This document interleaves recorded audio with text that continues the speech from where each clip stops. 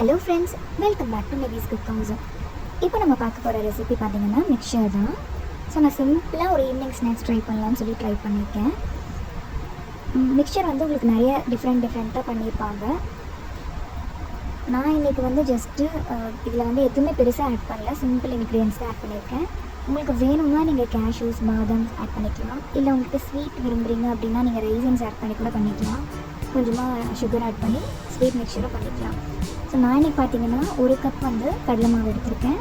அதுக்கு 1/4 கப் வந்து அரிசி மாவு எடுத்திருக்கேன்.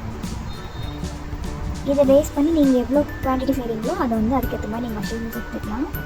நான் என்னென்ன யூஸ் பண்ணியிருக்கேன் அப்படின்னு சொல்லிட்டு உங்களுக்கு கீழே வந்து டிஸ்கிரிப்ஷன் பாக்ஸில் கொடுத்துருக்கேன், செக் பண்ணி பாருங்கள். இதில் வந்து நான் கொஞ்சமாக சால்ட்டு, கொஞ்சமாக வந்து பெருங்காயத்தூள், கொஞ்சமாக மஞ்சள் தூள், அதுக்கப்புறமா ஓமம் வந்து ஊற வச்சுருக்கேன். அது தண்ணியை மட்டும் வடிகட்டி எடுத்துக்கிறேன். இது கூடவே வந்து கொஞ்சமாக பட்டர் ஆட் பண்ணிவிட்டு ஃபஸ்ட்டு நல்லா பசஞ்சிக்கலாம்.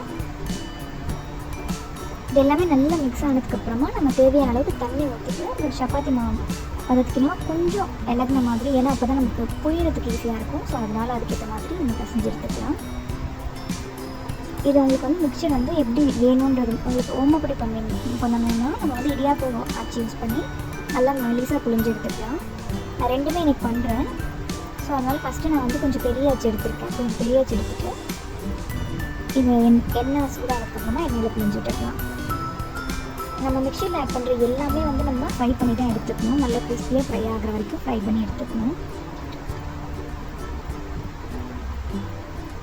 இதை நம்ம இப்படி பண்ணிவிட்டு நல்லா பொரிஞ்சு எடுத்ததுக்கப்புறமா லாஸ்ட்டாக ஃபைனலாக வந்து எல்லாத்தையுமே நம்ம ஃப்ரெஷ் பண்ணிக்கலாம்.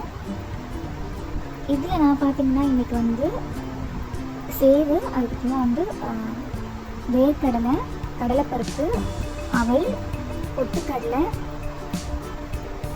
கருவேப்பிலை இதெல்லாம் ஆட் பண்ணி பண்ண போகிறேன். நான் வந்து இதில் பூந்தி கூட பண்ணல. நீங்கள் பூந்தி வேணுன்னா உங்களுக்கு கடலை மாவில் வந்து மஞ்சள் தூள், உப்பு இதெல்லாம் மிக்ஸ் பண்ணி கொஞ்சம் தண்ணியாக எடுத்துக்கிட்டு நீங்கள் வந்து எண்ணெயில் ஜல்லிக்கரண்டி வச்சு புழிஞ்சு விட்டுட்டிங்கன்னா உங்களுக்கு அந்த ட்ராப்பாக வந்து விழுந்துடும். ஸோ அது மாதிரி நீங்கள் பண்ணி எடுத்துக்கலாம்.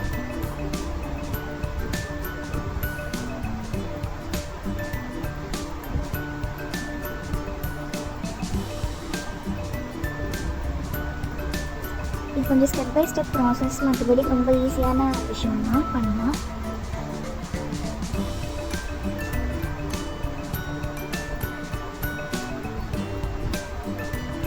நம்ம வீட்லேயே பண்ணுறதுனால நமக்கு ஏற்ற மாதிரி இதை ஸ்பைஸ் ஆட் பண்ணி பண்ணலாம். கிட்ஸ் வந்து விரும்பி சாப்பிடுவாங்க.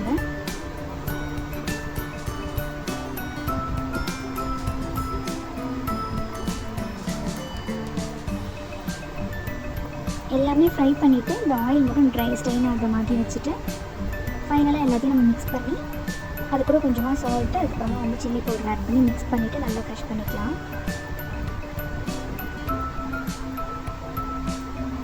ஸோ நெக்ஸ்ட் வந்து நான் பொட்டுக்கல் ஆட் பண்ணியிருக்கேன்.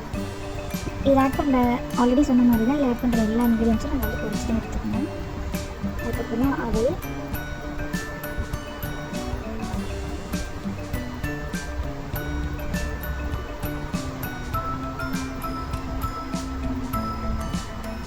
கடலைப்பருப்பு, கொஞ்சமாக வேர்க்கடலை, உங்களுக்கு வேணும்னா கேஷ்யூஸ், பாதாம், நட்ஸ் எதாவது வேணும்னா நீங்கள் இதிலே ஆட் பண்ணி ஃப்ரை பண்ணிக்கலாம்.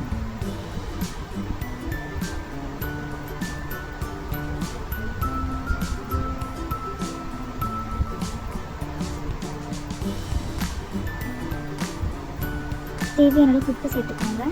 உங்களுக்கு தேவையான அளவுக்கு நீங்கள் காரம் சேர்த்துக்கோங்க. இதை ஆட் பண்ணிவிட்டு நல்லா மிக்ஸ் பண்ணிவிட்டு நீங்கள் கையால் நல்லா வந்து க்ரஷ் பண்ணி எடுத்துக்கோங்க.